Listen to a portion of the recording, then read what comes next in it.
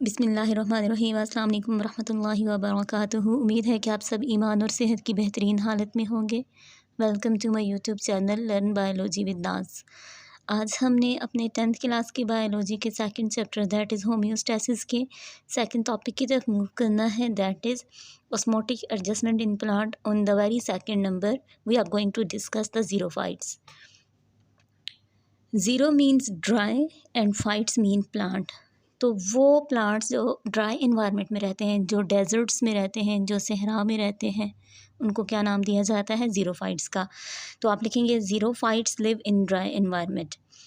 फिर देखिए, अगर ये ड्राई इन्वायरमेंट में रहते हैं तो आपके माइंड में ये क्वेश्चन आता है ना कि इनके अंदर फिर amount of water and salt किस तरह से एडजस्ट होती होगी। अगर ये ड्राई इन्वायरमेंट में है तो obviously they are facing the water shortage. तो how they overcome the shortage water problem. तो आप फिर यहाँ पे हेडिंग देंगे adaptations to overcome the water shortage. इधर हेडिंग देने के बाद आप फिर सबसे पहले इसमें सब हेडिंग देंगे। Number 1 cuticle. इनके अंदर पहली अडॉप्टेशन कौन सी होती है? क्यूटिकल। सब हेडिंग देने के बाद आप लिखेंगे they possess thick waxy cuticle over their epidermis to reduce water loss from internal tissues. यहाँ तक आप लिखेंगे इस सब हेडिंग के अंदर कि इनकी एपिडर्मिस या इनकी जो आउटर स्किन होती है उसके ऊपर एक वैक्सी लेयर होती है, प्रोटेक्टिव लेयर होती है, ऑयली लेयर होती है।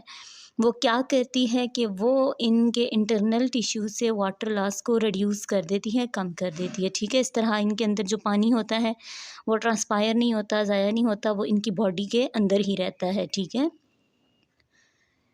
सेकंड सब हेडिंग आप देंगे डीप रूट्स। ठीक है, डीप रूट्स लिखने के बाद आप नीचे लिखेंगे such plants have deep roots to absorb maximum water from soil. इनके अंदर क्या होती हैं? इनकी रूट्स डीप होती हैं, मतलब ज़मीन के अंदर दूर दूर तक फैली हुई होती हैं, ताकि ये जहाँ भी इनको वाटर मिले ज़मीन के अंदर दूर दूर तक ये वहाँ से पानी को खींच के लाएँ और प्लांट्स को दें।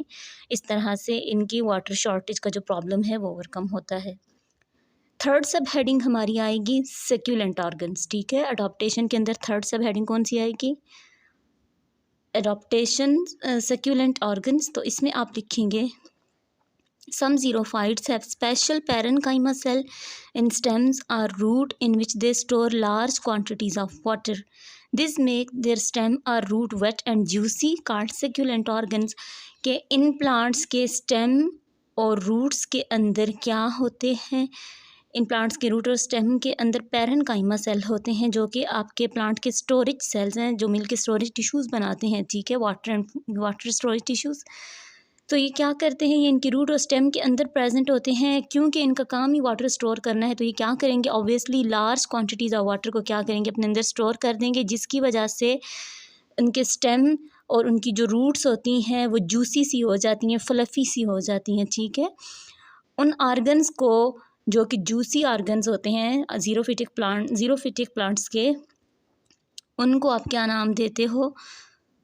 Succulent organs. ठीक है, सेक्यूलेंट का मतलब ही होता है जूसी। सही है, जैसे आगे आपको ये एग्जांपल दे रहा है, आगे आपने हेडिंग देनी है। इसके अंदर सेकंड हमारी जो सब हेडिंग आएगी, मेन हेडिंग, वो क्या होगी? एग्जांपल्स। तो आप बोलेंगे cacti are the common examples of such plant. जो आपके थोर के प्लांट होते हैं ना, वो इसकी क्या है? कॉमन एग्जाम्पल हैं।